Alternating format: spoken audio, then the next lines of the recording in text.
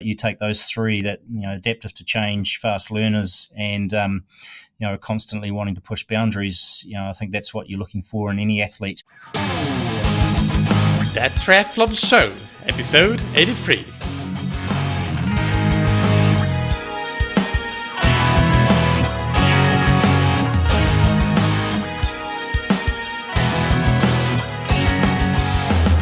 Hey, what's up everybody, and welcome back to another episode of That Triathlon Show, the podcast presented by scientifictriathlon.com.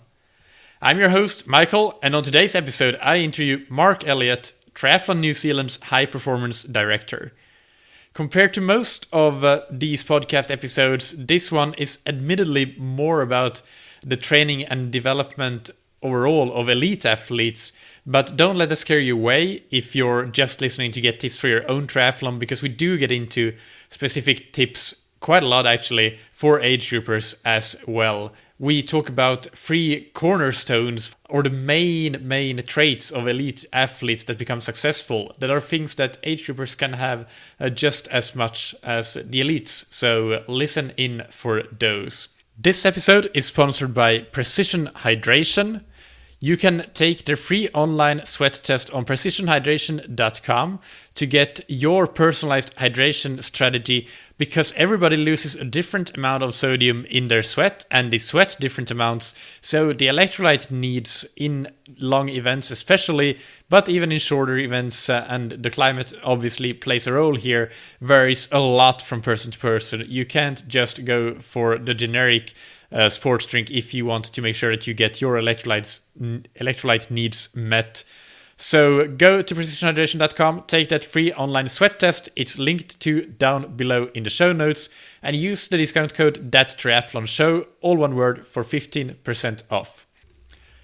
This episode is also sponsored by Ventum, the super triathlon bikes that are super fast. We talked about their wind tunnel results previously. And did you know that they offer a trade-up program so that you can get 110% of the value of your current bike towards the purchase when you buy a new Ventum bike? And Ventum can be found on ventumracing.com. So now let's introduce today's guest, Mark Elliott. He is, as I said, the High Performance Director of Triathlon New Zealand. And this is a role he has also previously held between 2000 and 2004, 2005. And during that time, he led the program to achieve dual Olympic medals in Athens. And he was actually coaching Bevan Doherty at that time. And they also had 6 World Championship titles in that time, I believe. And since then, he has spent 2 years leading the restructuring of Snow Sports New Zealand, and he has done strategic development for different Winter Olympic sporting bodies. And for the past 9 years, he has led the strategic development of the high-performance athletes for Cycling New Zealand, resulting in 6 Olympic medals, 26 Commonwealth Games medals, and 87 World Championship medals. So I hope that you enjoy this interview with Mark Elliott on the high performance development at New Zealand, and mixed in with some tips for age groupers. Right, welcome Mark to That Triathlon Show. How are you this morning for you? Great, yeah, beautiful day here in New Zealand, and blue sky, and great day for being a triathlete out riding the roads today. Perfect. Yeah, you're coming up on summer pretty quickly, I guess. So you're the High Performance Director of Triathlon New Zealand. What is it that you do in that role? Well, look, New Zealand sport is focused around about 18 target Olympic sports, and within each of those sports, there is a person who oversees both the strategic direction and the performance priorities of those sports. So in my role as the performance director for Tri, my role is to make sure that the athletes have all the support they need, and both in coaching and development for their long-term goals to put themselves on the podium at World Championship, Olympic and Commonwealth Games podiums. So my role is to make sure that create the right environment and the ability for athletes to be the best they can be. And you've been in that role now for just a short while, but you've been the performance director before as well, when New Zealand did really good around 2000 to 2004, I believe. You were the high performance director, and then in between you've been doing things in cycling and some winter sports as well. Is that right? Yeah, I've been involved in high performance sport in New Zealand for about 20 years. Started off as a physiotherapist, working with triathletes, training at altitude way back in the late 90s with Dr. John Hellemans, who's I guess regarded as the godfather of triathlon for New Zealand. And was fortunate enough to guide the program through in 2004 to the gold, silver double in Athens. I was coach of Bevan Doherty, coached Bevan for about 10 years in that phase, but as the high performance director, did that role for about 4 years, then stepped into winter sport and then led cycling here for about 9 years. And the sports.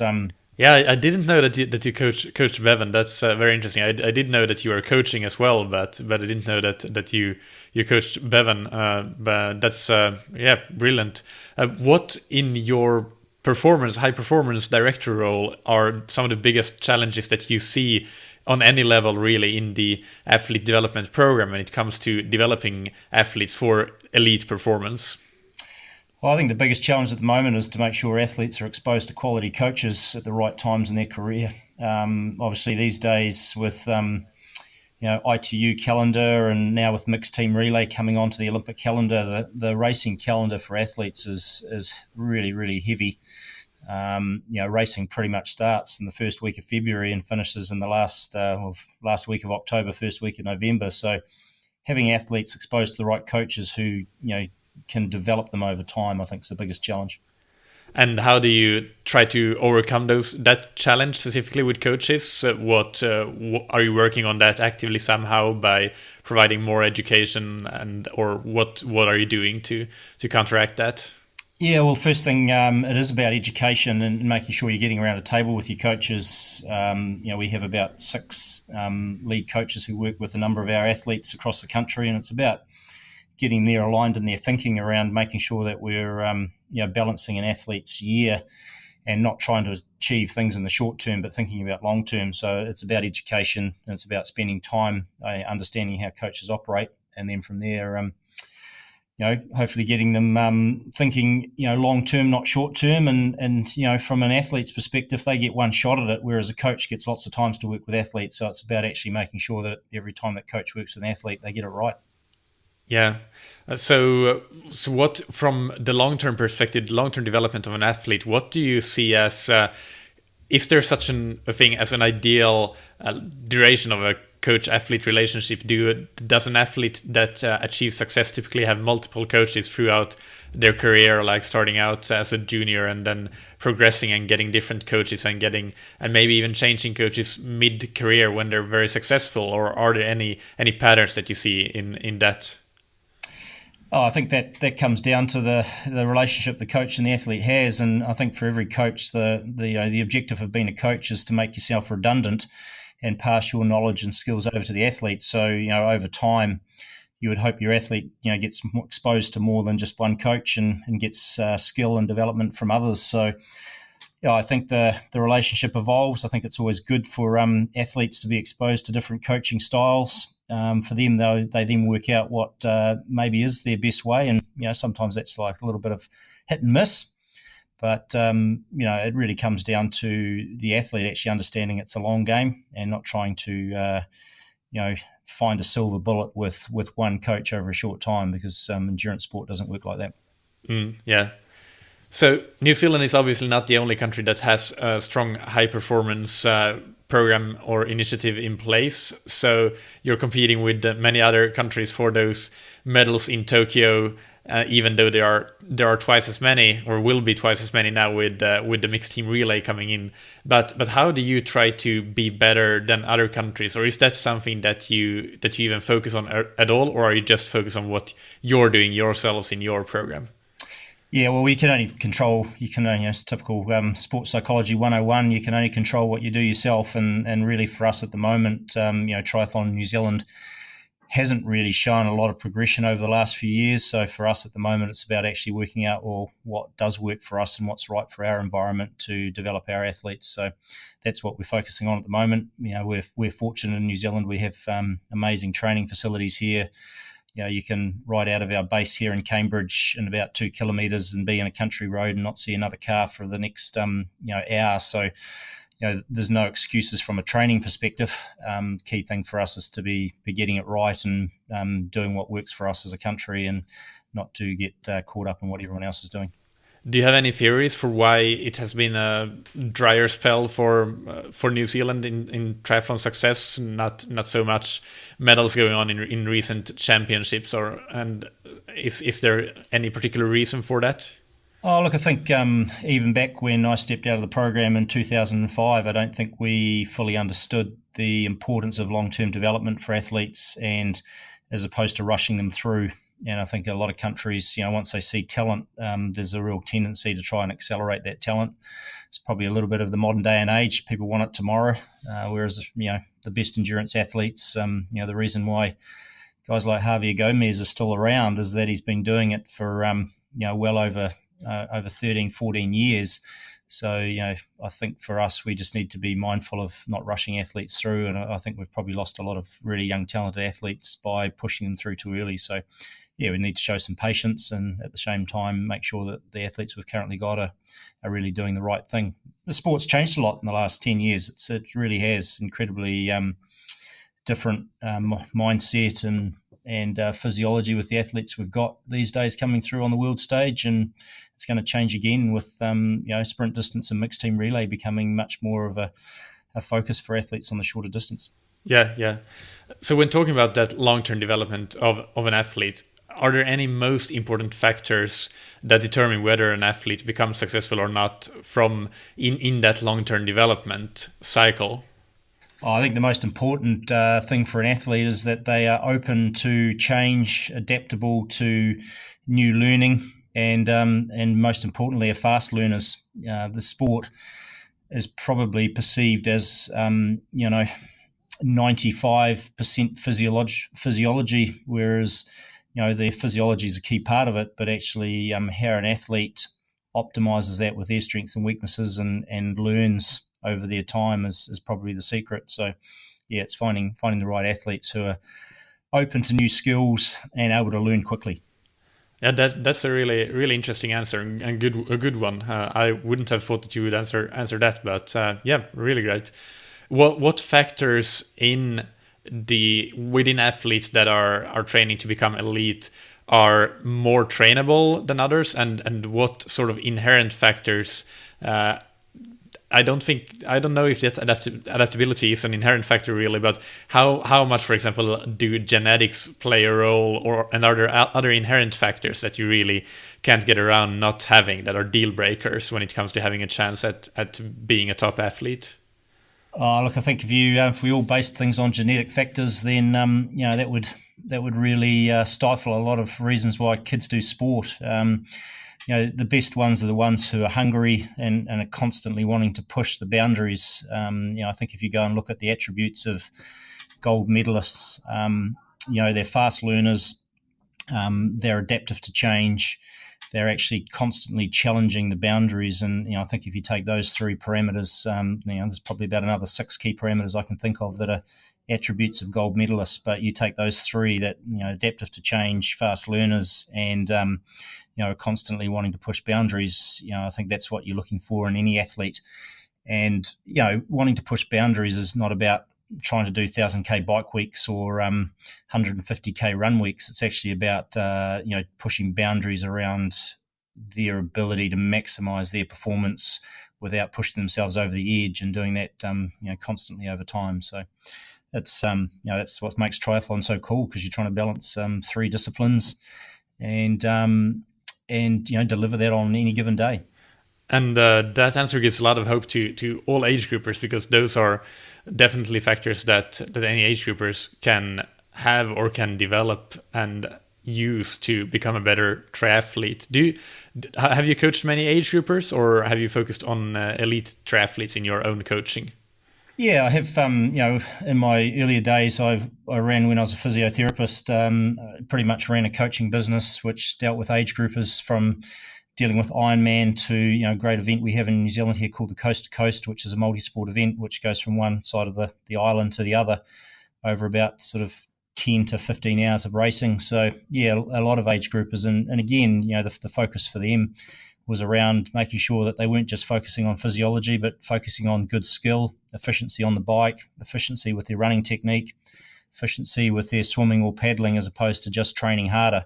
So and making sure they're in an environment where they're really enjoying it. And I think that's probably one other factor that's really critical for any athlete is, you've got to love what you do. So the reason that I ask is that have you seen that in your age groupers that the ones that tend to be great improvers and improve a lot and achieve success at whatever level that is for them have kind of similar traits to those three main traits that you mentioned, the adaptability, being fast learners, and pushing boundaries of elite athletes? Are there is there a common ground there between success in age group triathlon or multisport and elite sport? Look, I think with age groupers, there's a real desire. They're doing something because they're passionate and they want to challenge themselves, and that's no different to an elite. So there's some real similar analogies there. The best success I've seen with age group athletes are the ones that have a goal and actually are prepared to take the time to get it right to get there, and realise their own limitations and don't sort of just go and pick up a program on the internet and think all of a sudden that they can go and ride 300 or 400 Ks a week when they've never ridden a bike, but actually prepared to take the time to get the right bike, take the time to get the right setup, so they enjoy it and can get the most out of it. So I think it's just about sitting down with that athlete and knowing where they've come from, and then understanding where they want to go and taking and mapping that journey out for them. So real similar analogies between elite athletes and age groupers. There's no different approach. It's just that elite athletes have no money and age groupers generally have a lot of money to be able to do it. Yeah. So moving back a little bit to the elite athlete, I guess you see quite a large variance in when your current elite juniors or even elite seniors has started triathlon. Some have started early and some have started really late, coming in from other sports. But for triathletes, for teens or even kids getting into triathlon, do you have any tips for parents of those kids that may be listening to this podcast? What advice do you have for them? Yeah, it's a great question at the moment and very topical for me. We're just setting up a kids triathlon club here in Cambridge. Cambridge is a highly sporty town. We've got pretty much, in New Zealand, there's about 300 elite athletes across all the Olympic disciplines, and about 150 of them are based in this little town of 20,000 people. So there's a whole lot of interest in sport in this community. So at the moment, we've got a whole lot of young kids that are coming in and joining this triathlon club. And, the focus for us is actually, again, not about making sure that these kids are training every day. It's actually that they're learning the skills to swim correctly, to run correctly, and learning bike skills. And that's the priority. But I think what tends to happen is a lot of kids get dragged into triathlon and athletics clubs and just get hammered with too much running and training load when, at the age between 12 and 18, they're going through massive adaptive change and puberty and growth, etc. So really at the moment, I think the focus is look for skill development and learning and importantly in an environment where the kids are having fun. So, kids are active, doesn't matter what they do. Whatever they do is can be all good fun for them to learn and enjoy the sport. And I guess that's what we're wanting, isn't it? We want kids to love the sport and carry on doing the sport for the rest of their lives. Absolutely. And I think that many people, myself included, regret that some sports, let's call it swimming, that we haven't learned the skills as kids as opposed to having learned it as adults. So definitely good to have that focus on the skills development. Oh, it's so frustrating, isn't it? Swimming's such a technical sport. If you don't learn the right technique early, it's a real hard one to pick up later on, and those flaws just keep on coming through. So yeah, a real challenge for any senior age group athlete. But I guess the key thing is don't give up on trying to think that you can, or stop believing that you can learn those skills. But don't just thrash out more miles. Take the time to actually learn good technique, because that'll lead good things for you in the long run. Yeah, and I've actually joined a a swimming or a triathlon club, and there's swimming squad sessions where I'm swimming with mostly. There are a couple of other age groupers, but there's mostly juniors and under 23s in there that, and most of them come from a swimming background actually, even though they are triathletes now, and that's been a massive benefit for my swimming, just to watch them swim and try to pick up bits and pieces here and there. So that's something that there are ways to pick up that skill, but it requires focus and hard work, of course. So going back to the age groupers again, do you have some tips that they can use to, if they want to improve in triathlon? This can be anything. It can be training, it can be racing, nutrition, mindset. Any tips that you have for the age groupers that come to mind as big drivers for improved performance for this segment of the audience? Gosh, we could be here all day with that, with answering that question. I mean, I think the key thing... Short and concise, Mark.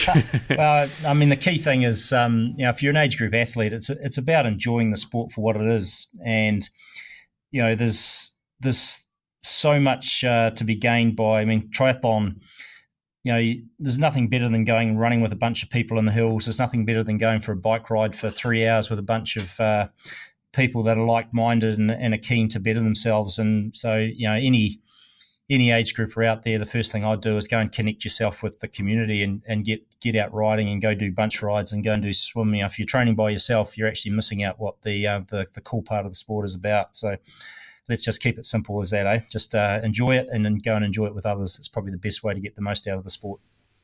Brilliant. Yeah, that's good advice. And again, returning to me joining the swim squad, that's on the swim side something that I found, and also on the biking side with having those group rides. Definitely true. I've been one of those that has been training a lot on my own in the past couple of years, and it is much easier to always enjoy the sport. And I've always been enjoying it on average, but to have every single day almost be very, very enjoyable, that's so much easier when you have that community around you.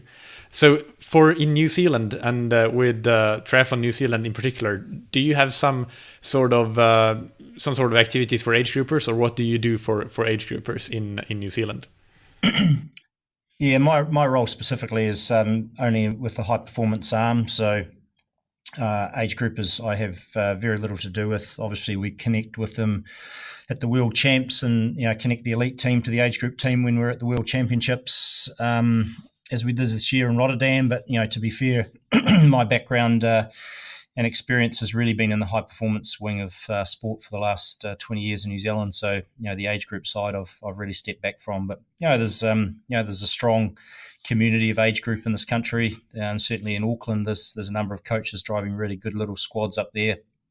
Look, I'm probably not the best one to answer that one for you at the moment. No, okay, but I was looking at your website and I thought there was an age group tab there with that somebody on your staff is working on that, maybe, but I might have been looking at it wrong. And yeah, look, we've got a guy driving coaching development in New Zealand, which then drops down to age group. From a coaching perspective in New Zealand, we have one of our lead coaches, Stephen Sheldrake. He's the world age group champion for bikeathon. There's aqua bike, I should say. So there's certainly a strong connection between the experience and knowledge sitting in the age group community in New Zealand and how that feeds into our elite program. So it's connected, but for my role, really, this is about athletes on the world stage, trying to win Olympic and Commonwealth Games and Olympic and World Championship medals. Yeah. So in addition, on the high performance side of things again, in addition to the things you've mentioned, like getting the right coaches in place and also trying to manage the busy travel and racing schedule and those sorts of things, what is your big, let's call it goal, or the activity that you will do between now and Tokyo, or even between now and the Commonwealth Games to try to help the New Zealand athletes achieve the best possible results? Look, I think the key thing we're focusing on in the program at the moment is consistency of performance and consistency of training load. At the moment, a lot of our athletes have had a number of injury histories and doing high intensity training without the base to deliver that platform for. So, again, that's probably the same context you can put with age group athletes as well. Just make sure you've got a nice, strong base before you actually look at any quality. So at the moment for us, it's about actually building strength and training load within our athletes, and that'll be our focus for the next 12 months, that's for sure.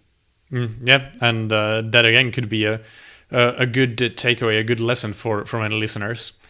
Finally, let's move into some rapid-fire questions, starting with, what's your favorite book, blog, or resource related to triathlon?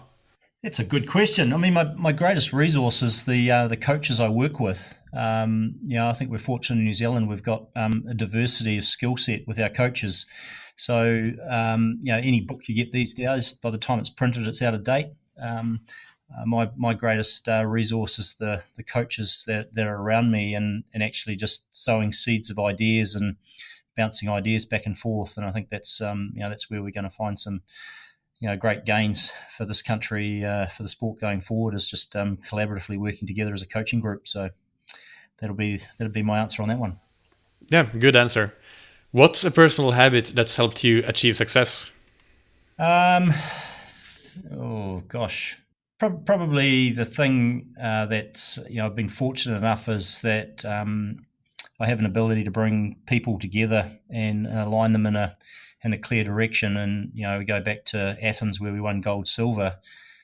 Probably the defining moment for that success was actually 8 months previously, when the coaches, obviously I was directing the program, but we have Hamish Carter's coach and myself as Bevan's coach, and a couple of other athletes who are on the fringe of Olympic selection. We all sat down and worked out collectively what our priorities were going to be successful in Athens, and away we did and lived by that. And it was about keeping those people together and aligned. So I've been fortunate that I've been able to do that. And probably the other thing is I'm always thinking ahead.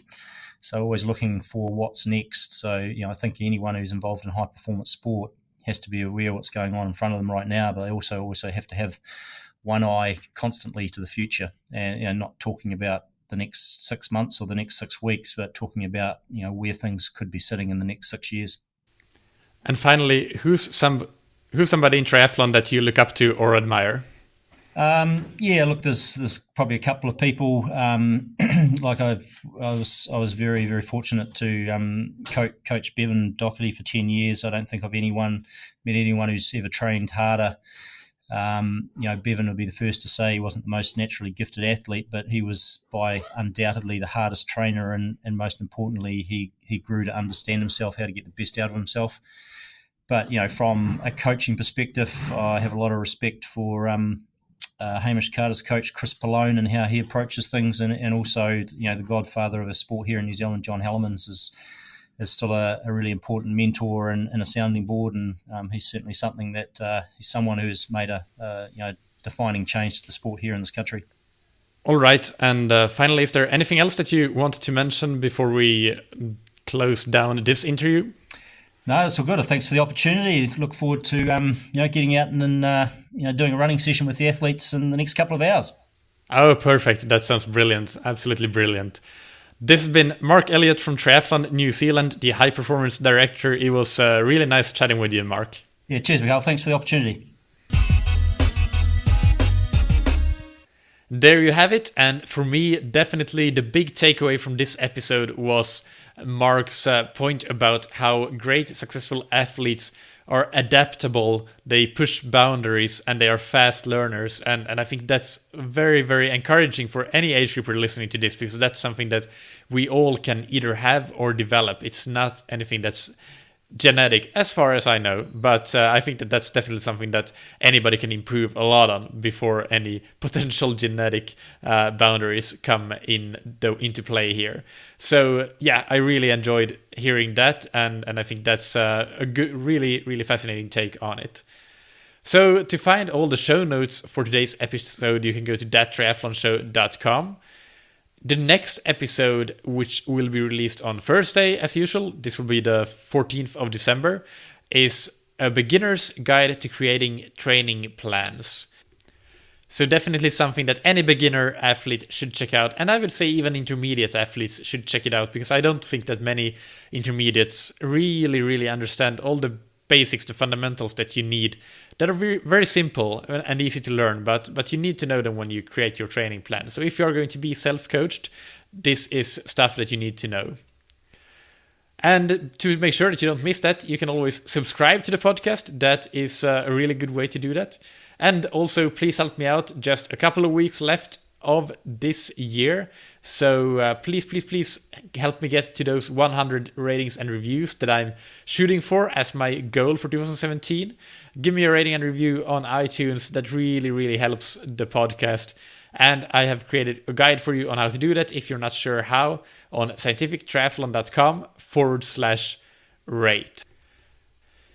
Thank you to Ventum for sponsoring this episode. Check them out on ventumracing.com. All Ventum bikes are very travel friendly. They are designed specifically for athletes who are traveling to races. They're easier to build, pack and travel than any other super bike. And the backstory of this is that the Ventum co-founder Jimmy Sear is a former pro from Australia, and one of his biggest complaints about his old bike was how much of a pain in the ass it was to break down and pack for travel. Thank you also to Precision Hydration. Go and take their free online sweat test on precisionhydration.com to get your personalized hydration strategy for your next race, and use the discount code ThatTriathlonShow, all one word, for 15% off. Thank you, as always, for listening. Keep training smart and keep loving triathlon.